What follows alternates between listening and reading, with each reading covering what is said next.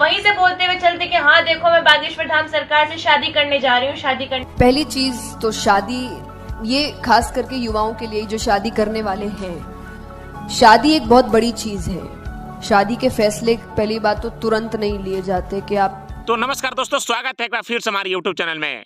आपने अभी लाइव देखा कि शिवरंजनी तिवारी बाबा बागेश्वर से शादी करने के लिए कैसे अपनी प्रपोजल दे रही है। तो आपकी जानकारी के लिए मैं बता दूं कि बाबा बागेश्वर कल जैसे ही अपने एकांतवास तोड़ बाबा अपने दिव्य दरबार में पहुंचे, ठीक कुछ ही क्षण बाद शिवरंजनी तिवारी ने बाबा के दिव्य दरबार में पहुंची और शादी का प्रपोजल बागेश्वर बाबा को लगी देने। ये बात सुनते ही कथावाचक जया किशोरी का भी बयान सामने आया। जया किशोरी का कहना है कि कोई बच्चों का खेल नहीं जो 1-2 महीने में शादी का फैसला कर लिया जाए। ये शादी का फैसला पूरे जिंदगी का सवाल है, तो सोच समझ कर करना चाहिए। शिवरंजनी का शादी का प्रपोजल सुनते ही बाबा बागेश्वर क्या कहे, आइए हम आपको लाइव दिखाते हैं।